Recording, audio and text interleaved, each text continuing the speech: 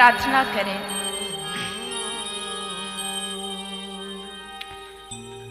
कि हे प्रभु,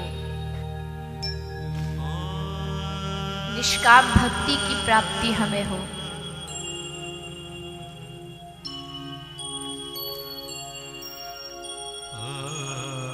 तुम्हें याद रहे ना रहे, मैं तुम्हें याद करता रहूं, रिझाता रहूं। कभी याद मन से छूटे ना,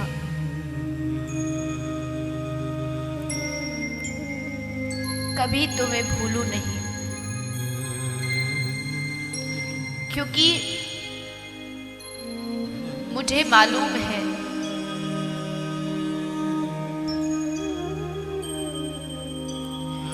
मैंने बहुत अपराध किए, लेकिन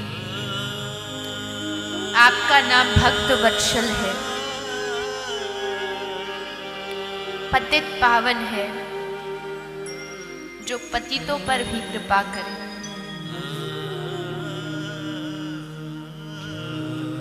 भगवान को कोई धन नहीं चाहिए, कोई ऐश्वर्य नहीं चाहिए, सिर्फ भाव मांगते हैं कि भाव लेके तू आ जा। उड़ीसा प्रांत की कथा है। श्री जगन्नाथ मंदिर में एक ठाकुर जी का भक्त रहता है, नाम है दासिया बावली। दासिया बावली छोटा सा भक्त है, छोटा सा बालक है, नीची जाति का है। मंदिर में उसका प्रवेश वर्जित है। नीची जाति का कोई व्यक्ति जगन्नाथ मंदिर में कैसे प्रवेश करे? बेचारा दासिया मंदिर के बाहर खड़ा हो जाता था और खड़ा खड़ा वहीं से श्री ठाकुर जी को दर्शन करता था, याद करता था। गर्मियों का समय था, आम का मौसम था। सोचा आज अपने ठाकुर जी के लिए लेकर के जाऊं। दासिया लेकर के आता है एक टोकरी में सुंदर फल। बाहर खड़ा हो गया।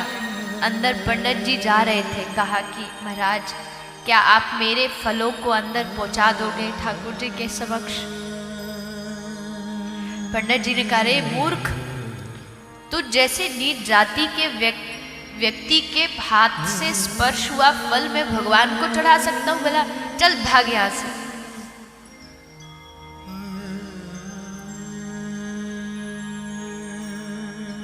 क्या कर सकता है, बाहर खड़ा रहा। कोई बात नहीं, मैं अंदर नहीं जा सकता, अपने ठाकुर को यहीं से खिलाऊंगा। और टोकरी से एक फल लिया, आंख बंद की और उसको भगवान के मंदिर की तरफ करके उसने छोड़ा।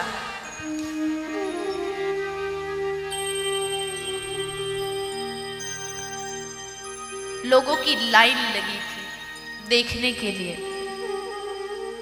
जैसे छोड़ा, वो फल ना तो ऊपर गया न नीचे, बीच में ही अदृश्य हो गया।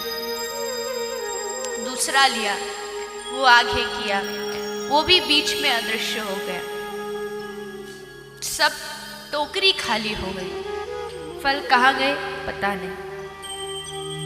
लेकिन जब दूसरे दिन जगन्नाथ मंदिर में पूजा हुई, पंडित जी ने भगवान की साफ सफाई की, श्रृंगार किया,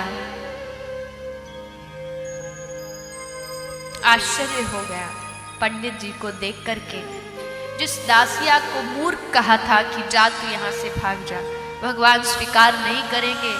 आज भगवान की विग्रह के पीछे दासिया के टोकरी के आम जितने भी थे, उन आम की गुठली ठाकुर जी के विग्रह के पीछे पड़ी हुई थी, इकट्ठा ढेर लगा हुआ।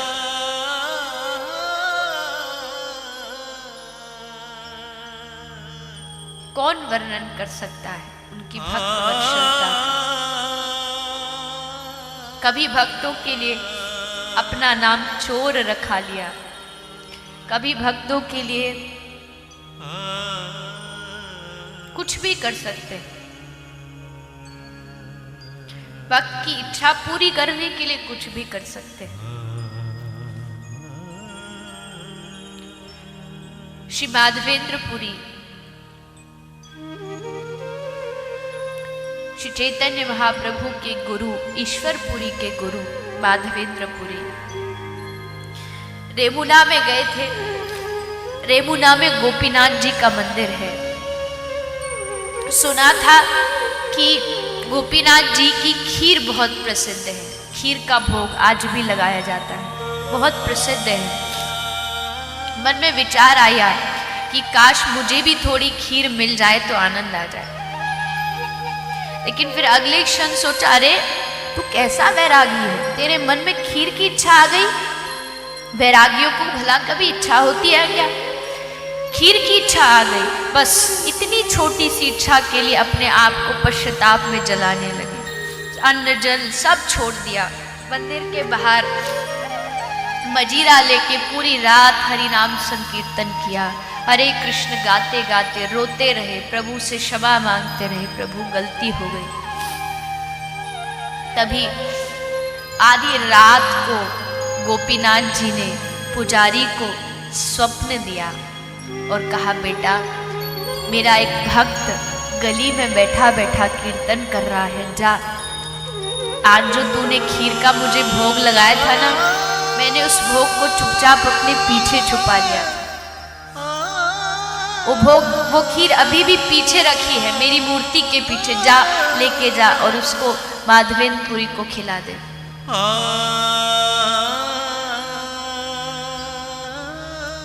लेके पहुंच गई, माधवेंद्र पुरी को दिया कि आज ठाकुर जी ने सपना दिया, आपके लिए उन्होंने खीर चुराई। खूब धिक्कारा अपने आप कि मैं कितना मूर्ख हूं, भगवान को मेरे लिए चोरी करनी पड़ी। बहुत पश्चाताप किया। नाम पड़ गया। आज तक नाम गोपीनाथ था, लेकिन जब से खीर चुराई नाम पड़ गया खीर चोरा गोपीनाथ।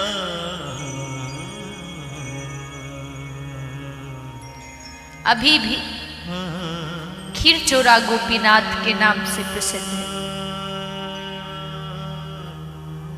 यानी भक्त के लिए नाम भी किसको अच्छा लगे कि कोई मुझसे चोर कहे? हमें अच्छा लगेगा कि कोई हमसे चोर कहे, लेकिन वो तैयार है अपने आप को चोर कहलाने के लिए, अपने भक्त के लिए।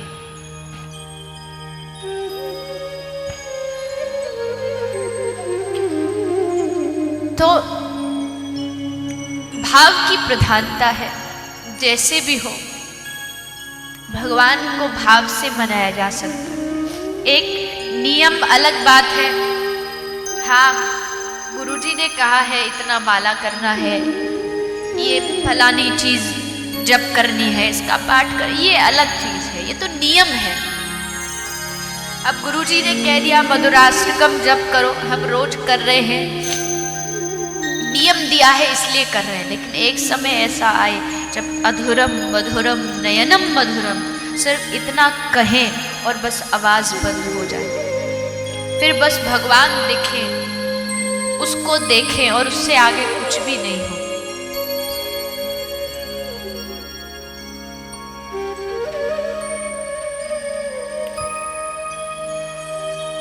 तो इसलिए भाव की प्रधानता है। जहां भाव होगा वहां भगवान होंगे। भाव से प्रभु के मंदिर में जाके उनको निहारो, बातें करो।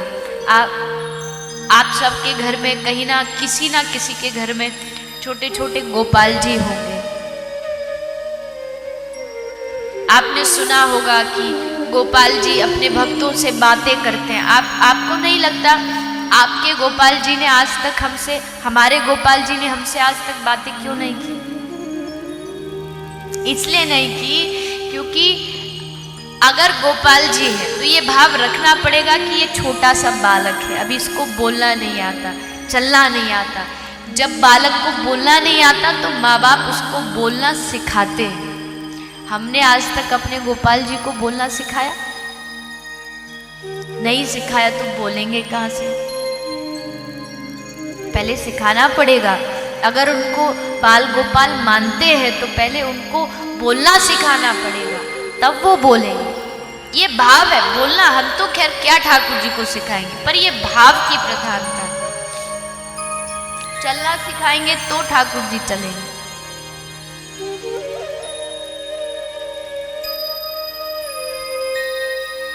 इसलिए भागवत में भी विधि हो ना हो, विश्वास होना चाहिए।